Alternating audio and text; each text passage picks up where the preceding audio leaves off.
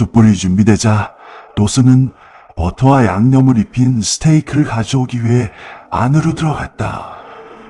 문을 열고 들어서니 아만다가 돼지고기 동조림 하나를 든 채 찬장 안을 멍하니 바라보고 있었다. 무슨 일이냐는 물음에 아만다는 스테이크와 곁들일 음식을 찾았지만 이것 말고는 별게 없다고 동조림을 들어보였다. 노슨이 주방 싱크대에서 손을 씻는 동안 아만다는 남은 식재료들을 읊었다. 콩 동조림 외에도 그리치와 스파게티 소스, 팬케이크 가루, 조금 남은 펜네 파스타와 시리얼이 있었고 냉장고에는 버터와 양념, 그리고 달콤한 차가 있었다. 노슨이 시리얼도 괜찮겠다고 하자 아만다는 눈을 굴리며 파스타를 선택했다. 아만다가 스테이크를 구워야 하지 않겠느냐고 묻자 노슨은 그럴 것 같다며 대답했다. 아만다는 미소를 참으며 도슨이 쟁반을 들고 나가 문이 가볍게 닫히는 모습을 지켜보았다. 하늘은 짙은 보랏빛으로 물들었고 별들이 밝게 빛나고 있었다. 노슨의 실루엣 너머로 시냇물은 검은띠처럼 흘렀고 서서히 떠오르는 달빛에 나무 꼭대기들이 은색으로 빛나기 시작했다. 아만다는 냄비에 물과 소금을 넣고 불을 켰으며 냉장고에서 버터를 꺼냈다. 물이 끓자 파스타면을 넣었고 가스레인지 근처 찬장 깊숙한 곳에서 채를 찾아냈다. 면이 다 익자 물을 버리고 다시 냄비에 담아 버터와 마늘 가루, 소금, 후추를 섞었다. 이어 공통조림을 바르게 데우자 도슨이 쟁반을 들고 안으로 들어왔다. 도슨은 놀라움을 숨기지 않은 채 음식 냄새가 정말 좋다며 말했다. 버터와 마늘의 조합은 언제나 성공적이라며 고개를 끄덕인 그녀가 스테이크의 굽기 정도를 물었다. 도슨은 미디엄 레어와 미디엄으로 각각 구웠다며 원한다면 그릴에 조금 더 올려 더 익혀줄 수 있다고 답했다. 그녀는 미디엄이면 충분하다고 대답했다. 도슨이 식탁 위에 쟁반을 내려놓고 찬장과 서랍을 뒤져 접시와 컵, 식기들을 꺼냈다. 열린 찬장 속 와인잔 2개를 본 그녀는 지난번 턱이 했던 말이 떠올라 와인을 마시겠느냐고 물었다. 도슨은 그녀가 함께 마신다면 좋겠다고 답했다. 그녀는 덕이 알려준 찬장을 열어 2병의 와인 중 카베르네를 꺼냈다. 도슨이 식탁 정리를 마치는 동안 와인을 따라 한 잔을 그에게 건넸다. 냉장고에 스테이크 소스가 있으니 필요하면 가져가라고 덧붙였다. 도슨이 소스를 찾는 사이 아만다는 파스타와 콩을 각각 다른 그릇에 담았다. 2 사람이 동시에 식탁에 도착해 마주 앉으려 할 때 그녀는 곁에 선 그의 가슴이 천천히 오르내리는 것을 느꼈다. 도슨이 조리대 위에 와인병으로 손을 뻗자 그녀는 고개를 저으며 자리에 앉았다. 아만다가 와인을 한 모금 마시자 목 뒤로 풍미가 남았다.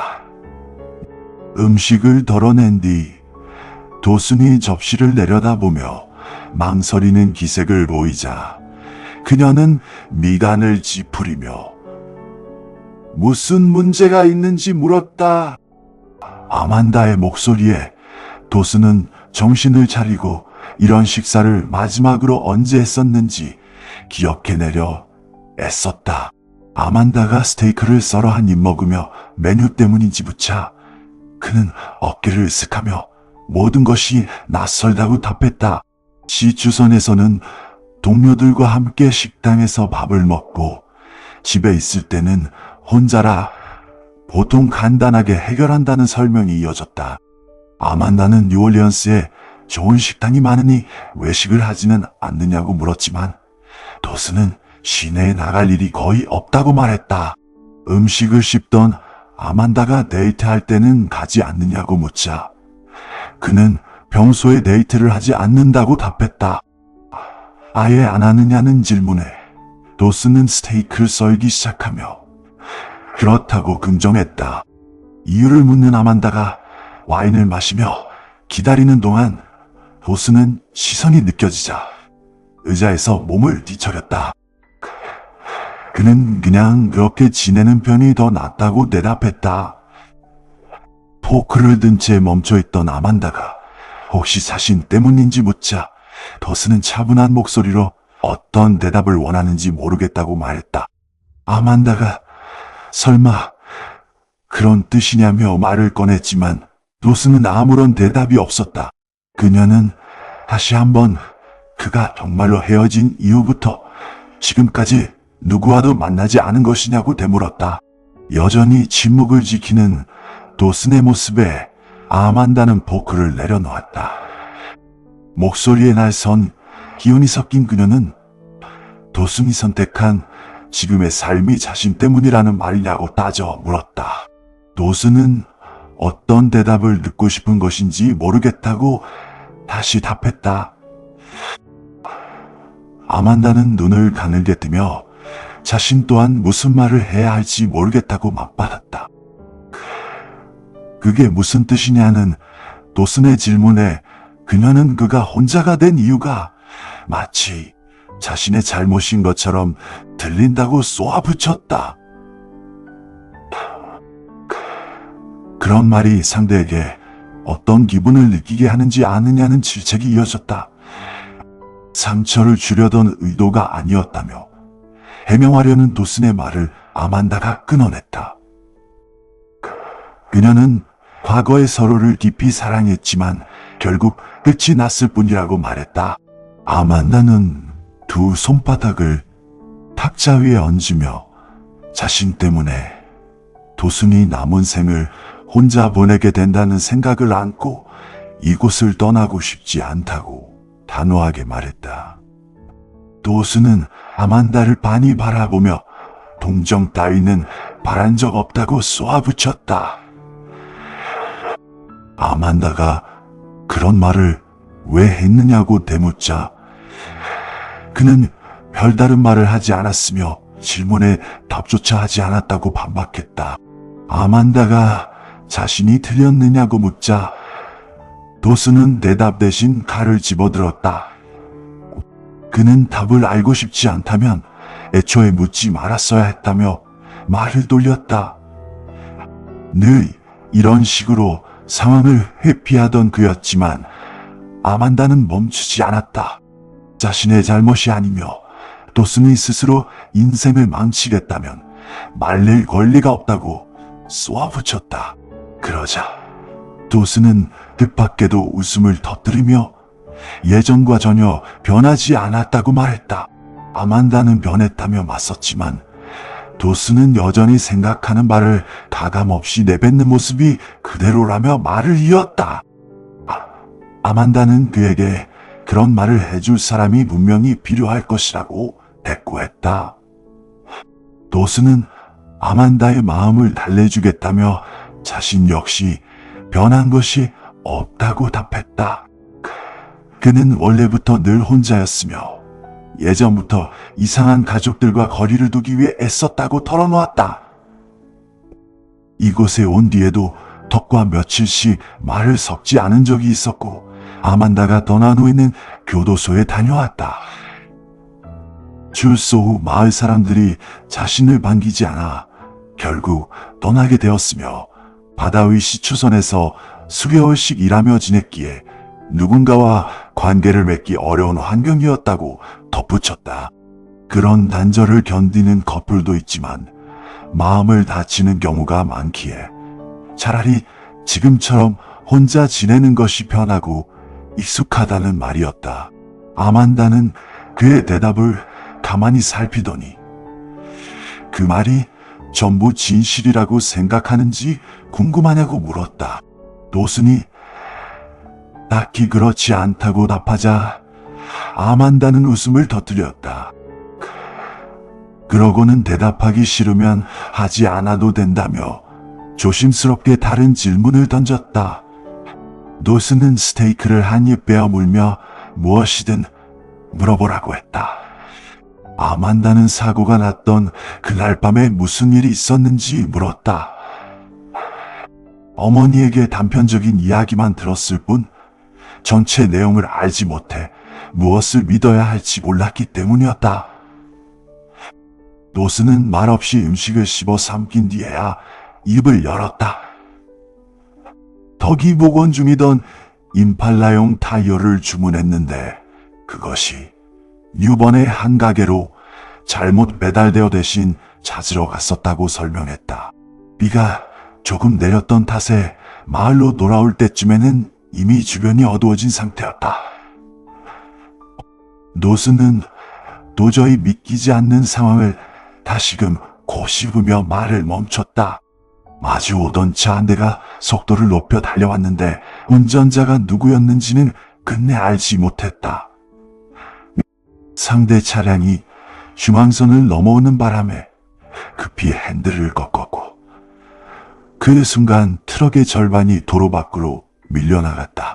그는 온너 박사를 발견했지만 모든 상황이 느린 화면처럼 펼쳐지는 악몽 같은 기억이 생생하게 떠올랐다. 브레이크를 밟고 핸들을 계속 돌려보았으나 젖은 도로와 불밭 때문에 차는 미끄러졌다. 말문이 막힌 도슨의 팔에 아만다가 손을 얹으며 사고였을 뿐이라고 낮게 읊조렸다. 노슨이 대답 없이 발을 끄는 소리를 내자 아만다는 술을 마시거나 과속을 하지 않았는데 왜 감옥에 가야 했는지 물었다. 노슨이 어깨를 으쓱하자 아만다는 그의 성씨만 봐도 알 수 있는 답을 이미 깨달았다. 그녀는 미안하다는 말을 건넸지만 그 말만으로는 부족하게 느껴졌다. 노슨은 자신을 가엾게 여기지 말고 차라리 보노 박사의 가족들을 생각하라며 말을 돌렸다. 자신의 탓에 박사가 집으로 돌아가지 못했고 아이들은 아버지 없이 자랐으며 아내는 홀로 남겨졌다는 사실을 덤덤하게 읊조렸다. 아만다가 아내가 재혼했을 수도 있지 않느냐고 반박했지만 도슨은 단호하게 그렇지 않다고 잘라 말했다. 그는 어떻게 알았는지 묻기도 전에 다시 접시 위의 음식에 집중했다. 그러더니 갑자기 이전의 무거운 대화를 덮어버리듯 아만다가 그동안 어떻게 지냈는지 물었다. 아만다는 어디서부터 이야기를 시작해야 할지 모르겠다고 답했다. 노스는 와인병을 들어 두 사람의 잔을 다시 채우며 대학 시절부터 이야기를 시작해보라고 원했다. 아만다는 그 제안에 따라 자신의 삶을 전반적으로 들려주기 시작했다. 노스는 세부적인 내용을 묻고 경청하며 그녀의 말에 귀를 기울였다. 이야기는 점차 술술 풀려나갔다. 룸메이트와 수업 내용, 영감을 주었던 교수들에 대해 이야기했다. 교사로 일했던 1년은 학생 신분을 벗어났다는 사실조차 믿기지 않을 만큼 예상과 전혀 달랐다고 털어놓았다. 프랭크를 만난 일도 언급했지만 이름을 입 밖으로 내뱉는 순간 묘한 죄책감이 들어 더는 그에 대해 말하지 않았다. 친구들과 여행지들에 대해서도 짧게 덧붙인 아만다는 주로 아이들의 성격과 고민들에 대해 이야기하며 성취에 대해 너무 자랑하지 않으려 애쓰며 설명을 이어갔다. 아만다는 가끔 도슨에게 시추선에서의 생활이나 집에서의 일상을 물었지만 그는 주로 대화의 흐름을 다시 아만다 쪽으로 돌렸다.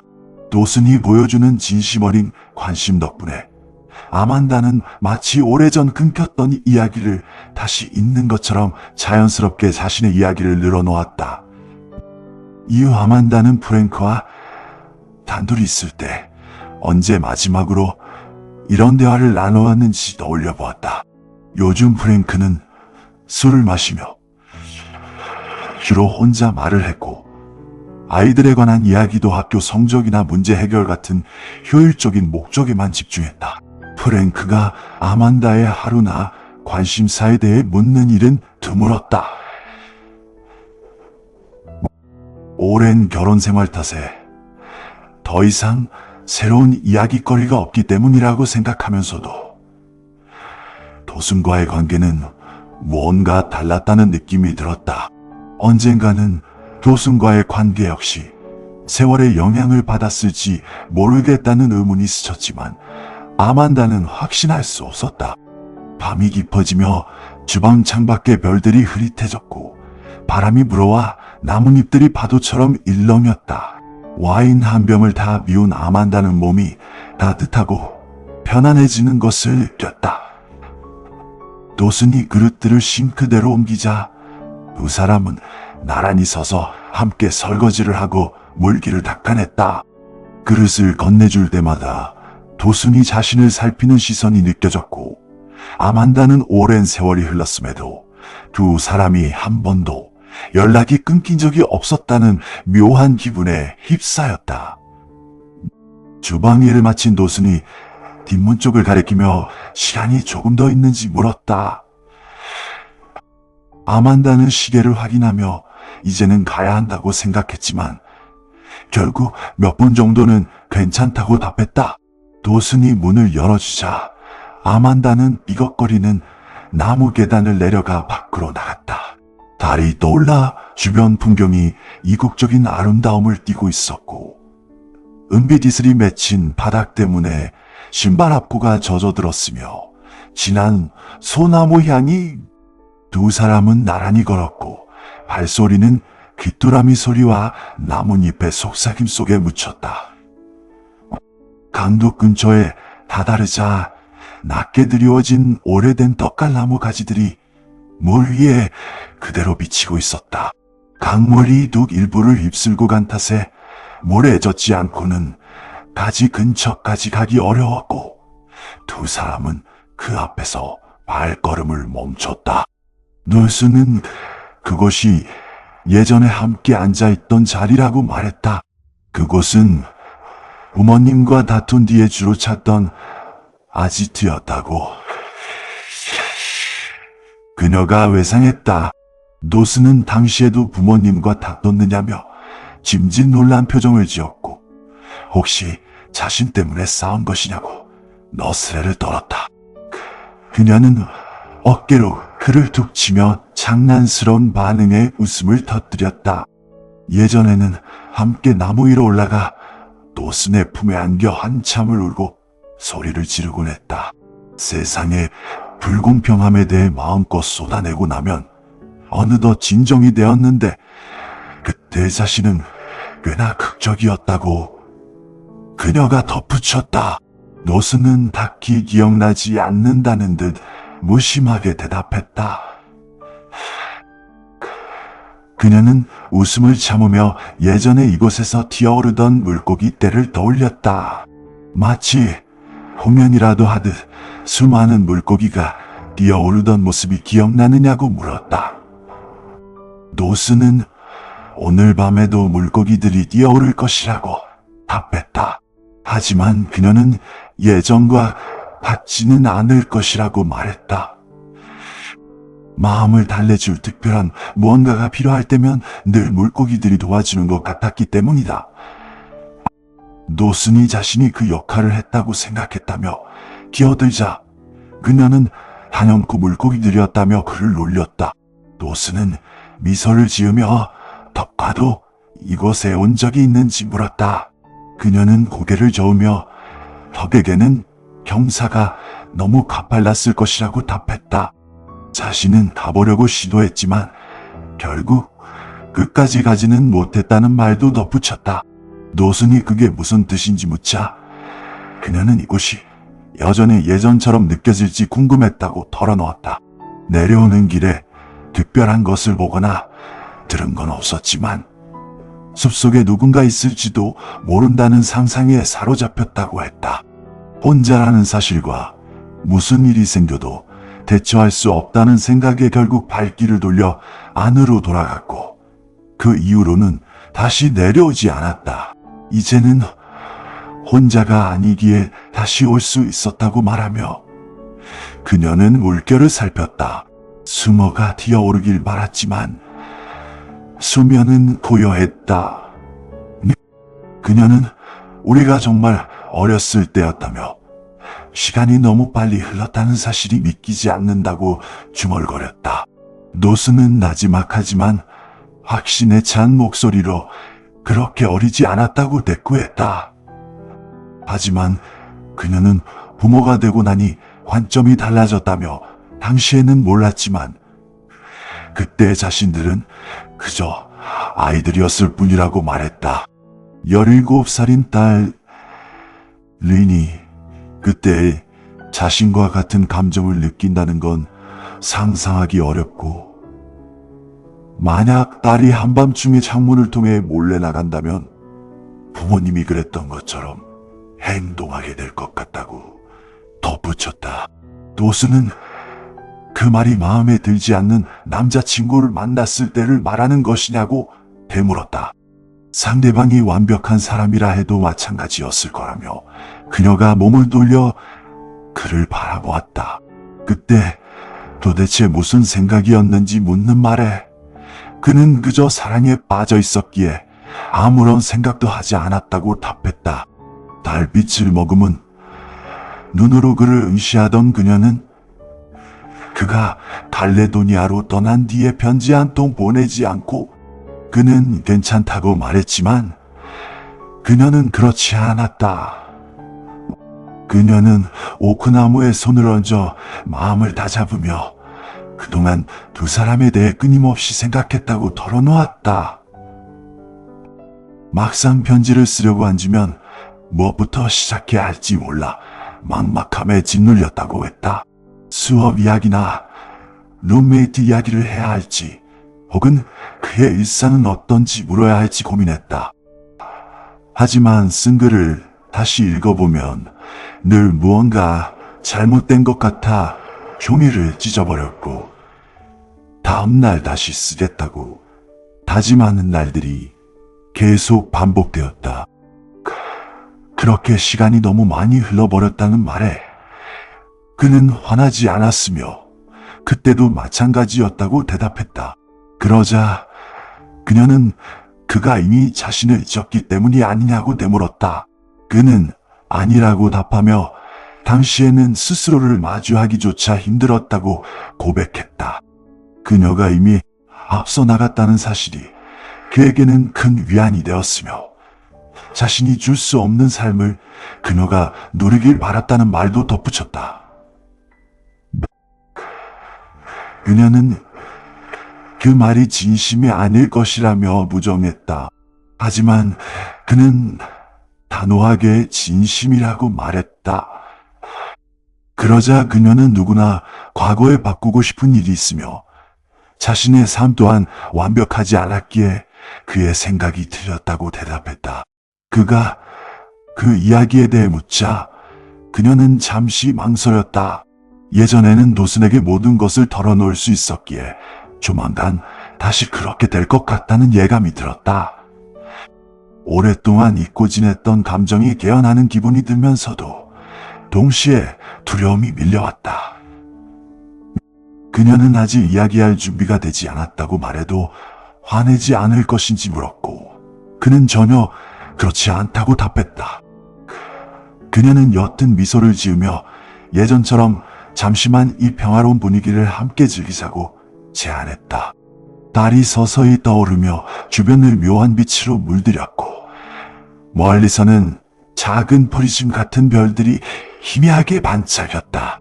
나란히 서 있는 동안 도수는 그녀가 지난 세월 동안 자신을 얼마나 자주 떠올렸을지 생각했다. 그는 자신이 그녀를 생각한 횟수보다 적었을 것이라 확신했지만 두 사람 모두 서로 다른 방식의 외로움을 느끼고 있다는 기분이 들었다. 광활한 풍경 속에 홀로 남겨진 자신과 이름 없는 군중 속에 섞여 있는 그녀의 모습은 10대 시절부터 늘 그랬던 것처럼 보였다. 그런 공통점이 두 사람을 묶어주었고, 그들은 함께하며 행복을 찾았었다. 어둠 속에서 아만다가 한숨을 내쉬며 이제 봐봐야겠다고 말했다. 노슨이 알겠다고 답하자 그녀는 안도하면서도 한편으로는 약간의 아쉬움을 느꼈다. 두 사람은 시냇가에서 몸을 돌려 집으로 향했고 각자의 생각에 잠긴 채 말없이 걸었다. 집 안으로 들어온 노슨이 전등을 끄는 동안 아만다는 문을 잠갔고 이후 천천히 주차된 차들 쪽으로 이동했다. 노슨이 손을 뻗어 그녀의 차 문을 열어주었다. 그는 내일 변호사 사무실에서 보자고 말했고 아만다는 11시라고 대답했다. 달빛 아래로 은빛 물결처럼 쏟아지는 그녀의 머리카락을 보자 도슨은 손을 뻗어 만지고 싶은 충동을 억눌렀다. 그는 저녁 식사에 감사하며 오늘 밤 즐거운 시간을 보냈다고 덧붙였다. 아만다는 그가 갑자기 입을 맞추려 할지도 모른다는 생각에 대학 시절 이후 처음으로 숨이 가빠지는 기분을 느꼈다. 하지만 그녀는 그가 시도하기도 전에 고개를 돌렸다. 아만다는 도슨을 다시 봐서 좋았다고 말하며 운전석에 올라탔다. 도슨이 차 문을 닫아주자 그녀는 안도의 한숨을 내쉬며 시동을 걸고 후진 기어를 넣었다. 도슨은 손을 흔들며 아만다가 자갈길을 따라 멀어지는 모습을 지켜봤다. 붉은 후미등이 가볍게 흔들리다 굽이진 길 너머로 완전히 사라졌다. 그는 천천히 차고로 돌아가 스위치를 올렸다.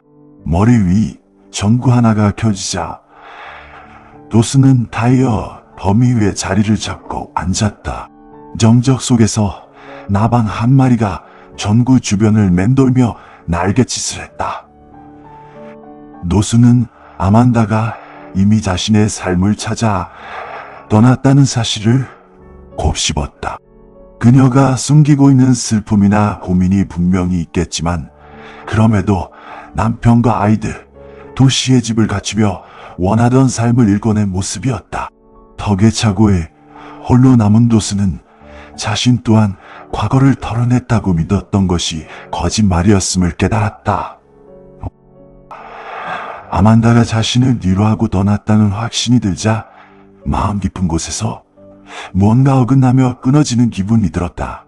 오래전 작별을 고하며 그것이 옳았다고 믿어왔지만 노란 전구빛이 흐르는 적막한 차고 안에서는 확신이 서지 않았다. 아만다를 향한 사랑은 멈춘 적이 없었고 오늘 밤 함께 보낸 시간 역시 그 사실을 바꾸지 못했다. 노슨은 열쇠를 집어들며 예상치 못한 낯선 감정을 느꼈다. 그는 자리에서 일어나 불을 끄고 차를 향해 걸어갔다. 기운이 완전히 빠져나간 기분이었다.